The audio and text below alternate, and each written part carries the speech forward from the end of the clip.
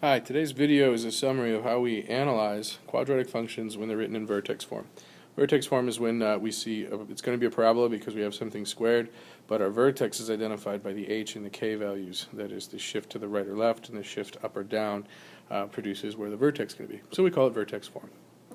Remember, when we produce a graph of a function, we're trying to demonstrate or illustrate where all the solutions to the equation lie. And remember that what we could do is just make a list of all the different x values that we want and then put each x into the equation individually and get the y values, and then we could take each of those ordered pairs and plot them on a grid. The whole point is, or points, is that we can get all of those solutions really easily just by using analysis. Instead of actually having to obsess over every single solution, we can find the most important solutions and infer where the rest of the solutions lie. So what follows is what's called analysis. Analysis is simply a matter of taking something complicated and looking at all of the individual parts and then putting all those parts together to understand the whole thing. So to analyze, I'm going to make a general picture of what I expect to see. Given that I know the vertex and that I could substitute 0 in my mind and get 0, 15, I can tell that this is going to be the nature of where all the solutions to this equation are going to lie. Now I'm going to make sure I can put the details together. So I identify the vertex, and that's reading off of the equation.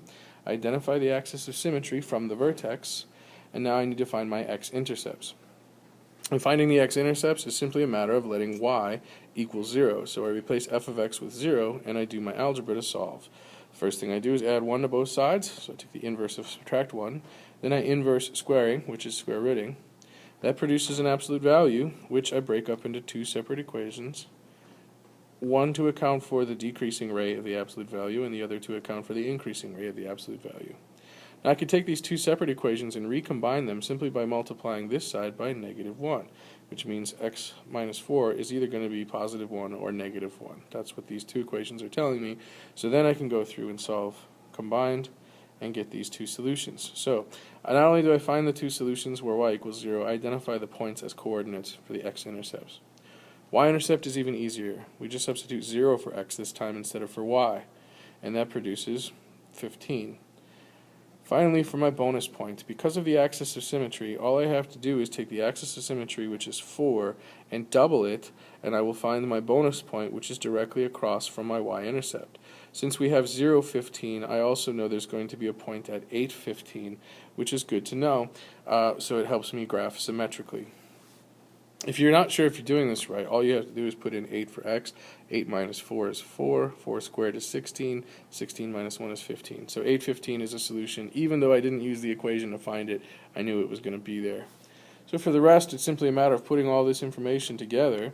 Observe that once I found my vertex, I just know that the parabola is going to be unstretched vertically. So a value equals 1. So I'm just going to go over 1, up 1, and get these 2 points. And then I'm going to go over 2 up 4 and get a couple more points. And finally, I'm going to take my y-intercept and my bonus point and plot those two. That gives me enough information to draw a nice little parabola, label everything that I found earlier in my work, including the axis of symmetry, and then I check with technology just to verify that all the points that I said were going to be there are in fact there. This is the rewarding part, so don't skip it.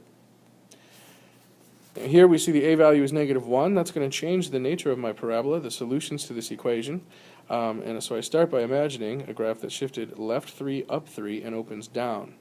I also estimated the y-intercept to be a negative number, -6, just based on putting 0 in for x. And then what follows is my analysis. Vertex, axis of symmetry, find the x-intercepts, let y equal 0, and solve. Don't forget with the absolute value, break it up into 2 to show that there are 2 rays that could exist, increasing and decreasing, and then we recombine into one equation and get these results.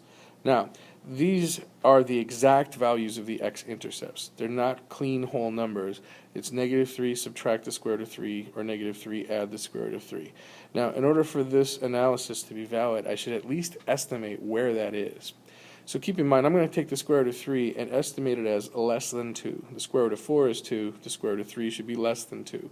So if I took -3 and subtracted less than 2 more, I'm going to be at -4 point something.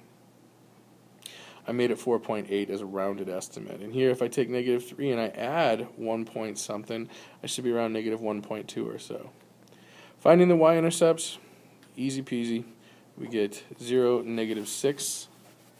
Bonus point then is double the axis of symmetry. When x is -6, y will equal -6 as well.